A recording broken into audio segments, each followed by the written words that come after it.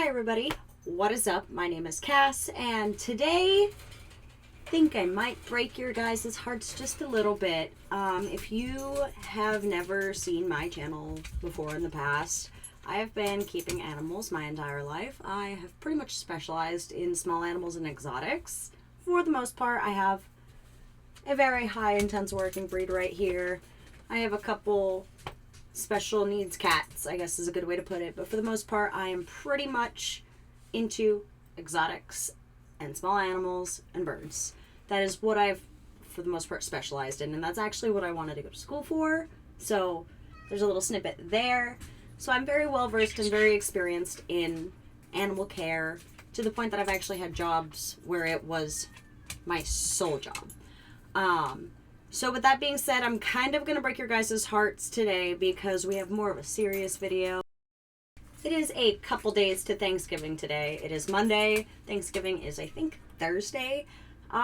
So the holidays are literally upon us. They're coming up. Next month it's going to be Christmas, and then Easter is soon to follow. So I feel like I need to make this video. We're going to be talking about why you shouldn't impulse a rabbit, a bunny, for the holidays. Like I said, it's going to be a more intense video. I have some notes right here on my laptop in front of me that we are going to be talking about.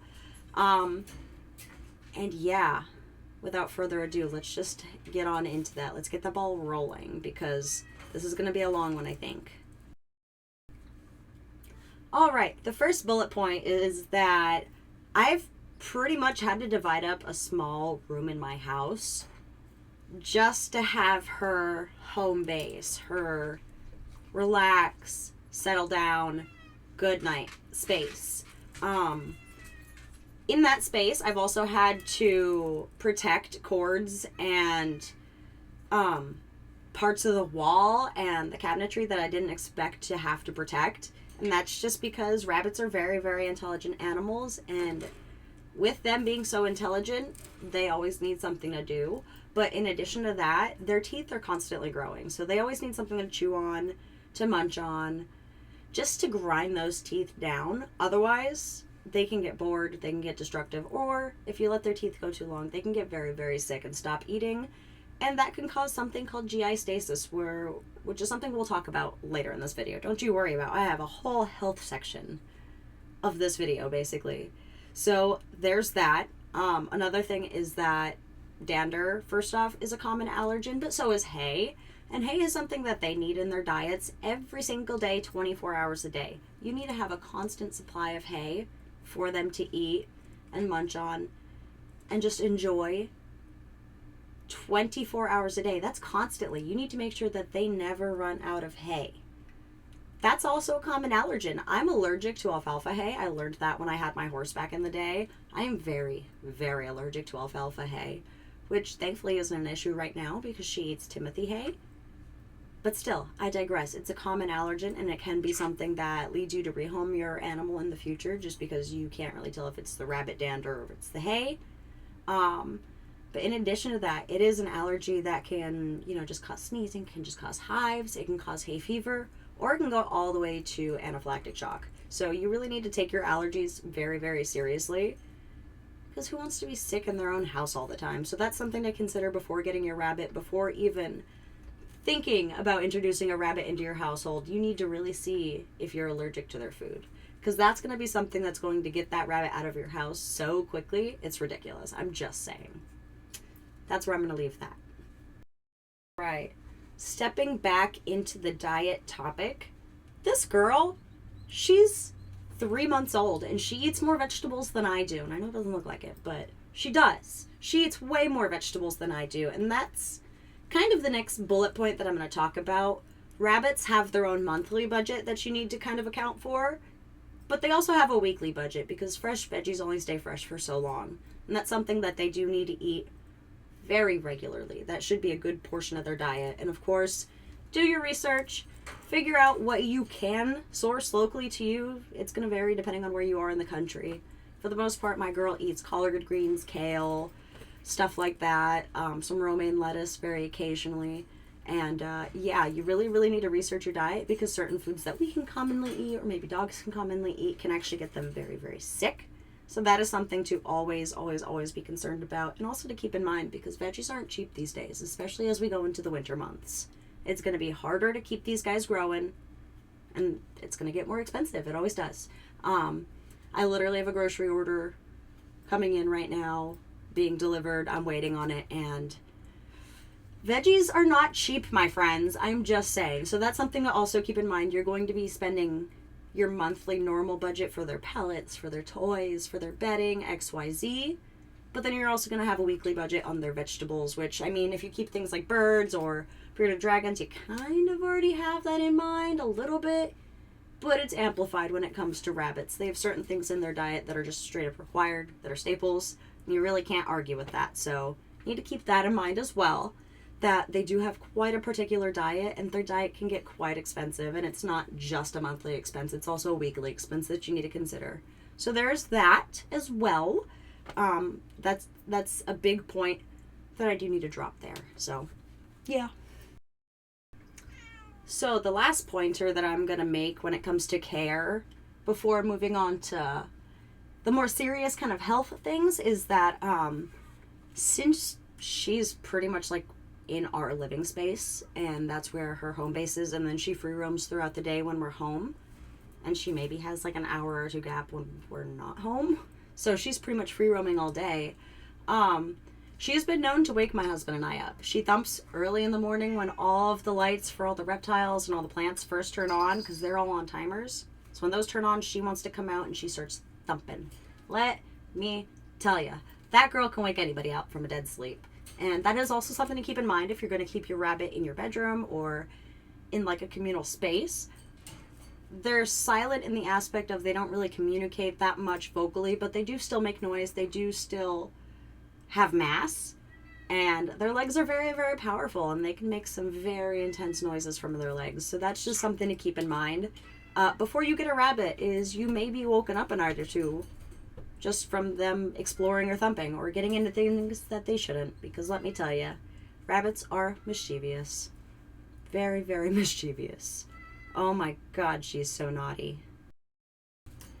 So now we're going to jump into the health section with rabbits, because they are not without their need of vet care, let me tell you. And that first thing is that your rabbit, of course, like dogs or cats, should be spayed or neutered. That's not just to prevent them from reproducing if you happen to have more bunnies. It prevents behaviors such as marking, such as biting, such as aggression. It can make it easier to introduce your rabbits if you happen to get another rabbit. But in female rabbits, by age 3 and after age 3, they have a 60% occurrence rate of uterine adenocarcinoma, which is a very, very aggressive form of cancer. And by age 5, there's an 80% occurrence rate. So it's very, very vital that you do spay your rabbits young, and you make sure you get all that stuff out. But in addition to that, they can also suffer from uterine conditions such as endometriosis, which, in case you guys don't know, hi, I have stage 4 endometriosis. What's up? And it's a very, very hard disease to deal with. And the thought of my sweet bunny dealing with that is not cool. So spay and neuter your pets, y'all. It's very, very, very important to do so. Not just to prevent irresponsible reproduction, but to prevent some very, very aggressive forms of cancer that unfortunately these animals are very, very prone to. And this type of cancer, uterine adenocarcinoma, it has a very, very high mortality rate, unfortunately. It can be lethal within a couple of months if left untreated. And if you let it progress before treatment, and yeah, you remove the uterus, but it's spread, their expected lifespan is about 2 years or less. So that's just something to keep in mind. These animals are very, very prone to tumors and cancer, just like rats and mice. And it's something that you do need to get ahead of and really, really like take hold of, and just get that spay, get that neuter out of the way. So it's not something that you have to worry about, because keep in mind, rabbits can live well over 10 years. They can be a companion in your life for a very, very long time. So just keep that in mind. You don't want to cut their life short because you don't want to get them spayed. It's very vital that you do that. So that's something that you also have to factor into your budget when you get a rabbit. Some small animals maybe don't need to get spayed unless they get cancer, but it's recommended. It's preventative at this point. You should just get it out of the way, get it done, and that way your bunny can live a nice, full, long, happy life with you guys, because that's ultimately the goal. If you are going to get a rabbit, which this is not encouraging you to do so, you really need to understand that these are, they're animals, they're beings, they have heartbeats, and they have requirements, and they're not a little potted plant like these guys that you can just put into the corner of a room and like water and fertilize occasionally. These guys do have special dietary needs, special care requirements, and they do need to have a veterinarian that they can see on the drop of a dime when an emergency happens, because when you have animals, especially a lot of animals, yeah, it happens sometimes. It just happens. And you want to be on top of that for when that happens. So that's the first health issue that we need to talk about, but there's also something else we need to talk about, and that's going to be next. So the next thing that we need to talk about is the fact that your rabbit does need vaccinations. Yes, so you need to have a starter vaccination for the RHDV vaccine, which is a very, very painful, contagious, and lethal ailment, first off. But you do need to have an initial dose, a booster 3 weeks later, and then annually after that for this vaccine. And without getting too graphic, it can cause loss of life very quickly in rabbits, very, very quickly within exposure time. It's been seen in as little as 48, 24 hours, stuff like that. I have no personal experience with it, knock on wood, thank gosh. But it is something that you do need to vaccinate for, especially if you're going to be bringing new rabbits into your household, if you're rescuing, or if you live in an area that has rabbits like most of northern America. Let's be realistic. So this is a disease that can be spread through, of course, other rabbits, but it's something that can also be spread from wild rabbits through vectors such as flies, or it can be even on your clothing, like a lot of diseases can spread. A lot of bacteria can attach to your clothing and survive on your clothing for quite a while, way longer than a lot of you even want to think about.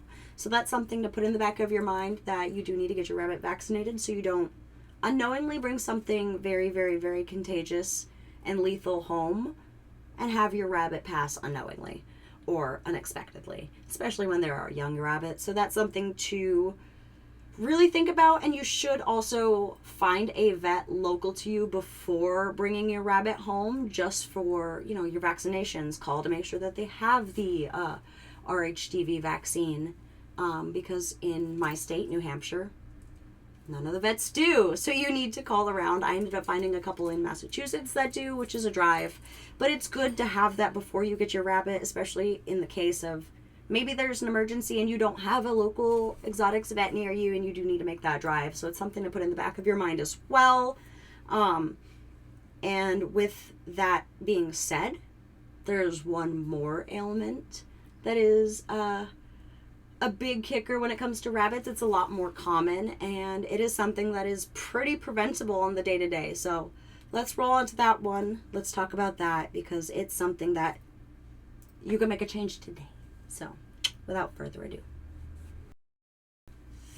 the next and final ailment that we need to talk about in rabbits is going to be GI stasis, and that is the extreme slowdown or halt of the digestive tract. Most commonly, it is caused by blockage from, getting into stuff they shouldn't, or improper diet. You are so loud. In the case of improper diet, you have to feed them hay at all times. They must always have hay 24 hours a day. That is just, you can't skip that step. But in addition to that, making sure that whatever pellet that you feed them is high in fiber, doing your research to see whatever veggies you feed them are high in fiber. That can really prevent GI stasis from happening. GI stasis, when it does happen, it can very, very, very quickly become lethal, of course, because they're not expelling the waste from their body. So that is just something, the final thing to think about, because that is the most common emergency that does happen with rabbits, besides injury. And it's something that you really, really, really need to keep in the back of your mind and look out for the signs, because animals, they really, really hide their ailments and illnesses from us. They don't show it until it's too late, so it's something you really, really need to keep an eye for. Make sure that they're eating, drinking, peeing, pooping. That is the first thing you ask when you're at a vet. Are they eating, drinking, peeing, pooping? So that's something you need to watch out for. And again, feed them high diet foods. Make sure that they have fresh veggies. Make sure that they always have access to water. Rabbits do drink a comparable amount of water to dogs. So that's something to think about. They always need fresh water every single day, 24 hours a day. And it's the most basic necessity. We need water every single day, pretty much all day. So if you feel like you're going to be too busy, if you feel like you can't interact, if you feel like maybe this animal is going to get neglected, then that's something that you need to think about there. But the final point is, this video has primarily just been impulse purchase of a rabbit, I guess. It's not a good thing if you're buying a rabbit for a partner, if you're buying a rabbit for kids. It's really, really not a good thing. A family member, especially if they don't know that they're getting the rabbit. But another reason why you shouldn't buy a rabbit for somebody, especially children, is that they are very, very fragile animals. A drop or improper handling can break bones, can cause organ damage, and can ultimately result in loss of life in your rabbit. So young kids, they're really not recommended for, really most animals. As soon as you understand that responsibility of taking care of them and how to handle them, sure, maybe, and that varies by age based on the child themselves. I don't have an answer to that. I can't give you a definitive age, but once your child starts showing those signs, sure, maybe you can start talking about getting a family pet. But you also need to understand that children are children and their interests are going to change. And if you buy your child a pet, you should understand that you're probably going to have to resume responsibility of the pet, resume care of the pet, when your child inevitably loses interest, or even if they don't, if they get maybe a little busy with school. I was in AP classes in high school, so I was very, very busy, and I only had a ball python at the time for the most part. So it's something to think about, that like life changes, kids get busy, and if you're going to be buying a pet, but especially a rabbit for your child, you need to understand that you are pretty much going to be the sole caregiver of that animal, and they're probably only going to interact with that animal when they want to hang out. So you're going to be responsible for cleaning the litter box, for feeding them, for vet care, of course, because you're the parent.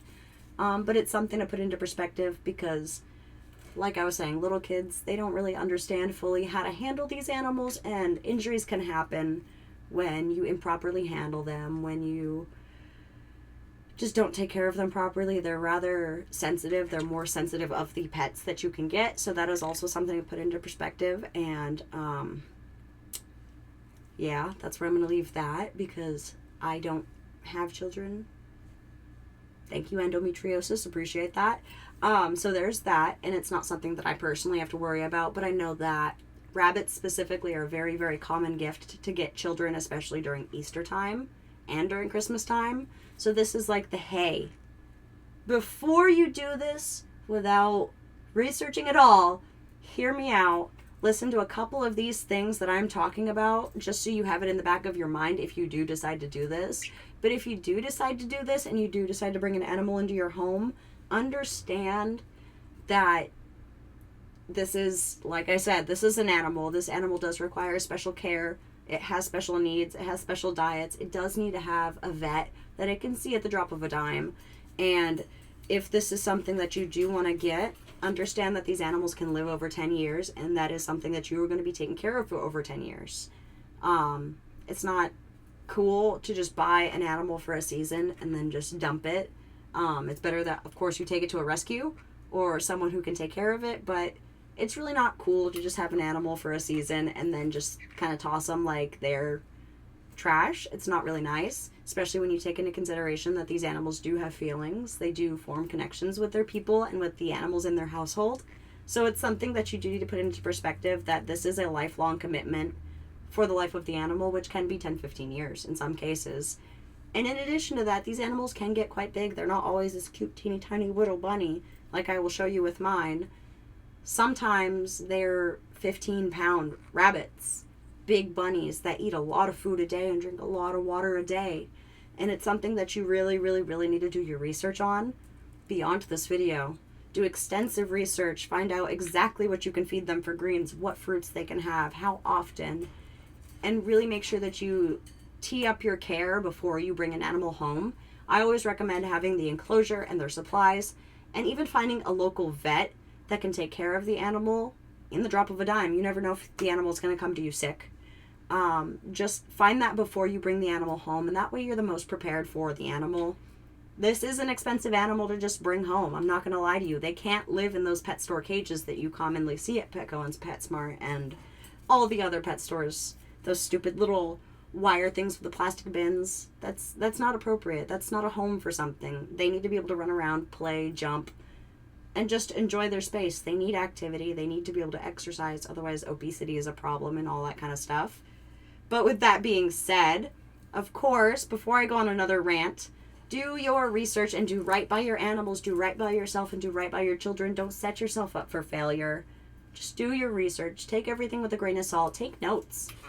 The best way to take notes is pen to paper. I swear it's so silly, especially in the age of technology, but pen to paper. Just take some notes, write them down, and put them in a little binder, and that way you have a little care guide set up by you. And that's just how I always recommend doing it. It's the best way. That way you can go back and reference things you wrote down and bring your records to the vet. That's always the best way to do it. Just make sure that you're prepared for the animals that you bring into your households, because regardless of what they are a lifelong commitment, and they are lives that require special care. So, with that being said, all of my rambling has come to an end, and I appreciate you guys all sticking out with me. I know that this was kind of a video, but I appreciate it, and it's something that needs to be said, especially as the holidays are coming. Like I said, it's November 24th. It's pretty much the holidays, and so many people impulse buy rabbits, bunnies, guinea pigs, and all these adorable, amazing animals during the holidays that end up in shelters and rescues, or even put outside and just abandoned.